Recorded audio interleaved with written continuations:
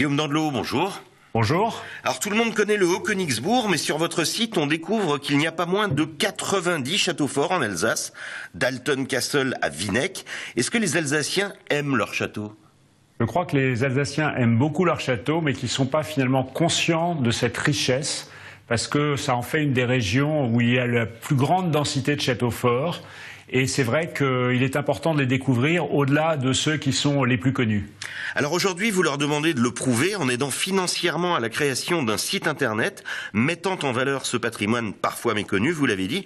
Pourquoi faire ainsi appel au public ? Mais parce qu'en fait, l'une des grandes forces de tous ces châteaux, c'est leur accès illimité, leur accès gratuit. Et c'est pour ça que les Alsaciens se sont appropriés ces châteaux, parce qu'ils y vont et y revont seuls, avec des amis, en famille.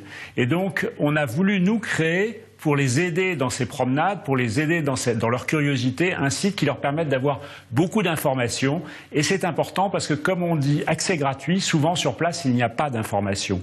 Donc, si on les aime, si on les pratique, on s'est dit que peut-être ils accepteraient de redonner d'une autre façon à ces châteaux, puisque des bénévoles s'en occupent, des collectivités s'en occupent. On ne demande jamais d'argent à l'entrée pour 99% d'entre eux. Et c'est peut-être une façon de récupérer cet argent d'une façon beaucoup plus sympathique et beaucoup plus constructive.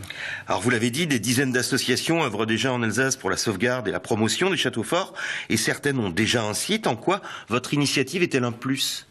Parce qu'en fait, quand on n'a pas le nom d'un château en tête et quand on tape sur Château fort d'Alsace sur un site, et on sait qu'aujourd'hui 90% des gens vont aller sur un site internet avant de se rendre à leur destination sur un château, on s'aperçoit que finalement il y a quelques sites génériques, Château fort d'Alsace, mais qui sont des initiatives personnelles, dont on ne sait pas exactement la qualité et qui n'ont pas forcément une continuité. Et puis, un certain nombre d'associations ont des sites, mais ces sites, ils ne sont pas forcément mis à jour parce que la plupart des associations sont des associations de bénévoles.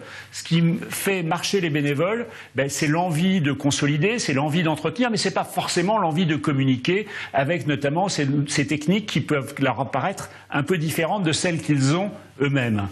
Alors faire ainsi appel au financement participatif est certes dans l'air du temps, mais les Alsaciens ne vont-ils pas se dire que ce serait plutôt aux collectivités d'assurer la sauvegarde et la promotion du patrimoine ? Ce qu'il faut se dire, c'est que les collectivités font déjà énormément parce que entretenir ces châteaux, et ils en ont énormément besoin, ça coûte très cher, ce sont des travaux de spécialistes, ce sont des travaux dans des lieux difficiles d'accès, et donc les collectivités font déjà. Deuxièmement, on voit bien qu'il y a des bénévoles qui ont décidé de ne pas attendre les collectivités ou de compléter le travail des collectivités. Et pourquoi pas les Alsaciens compléteraient eux-mêmes à leur façon au travers de ce financement participatif en aidant à la médiatisation, à la meilleure connaissance de ces châteaux.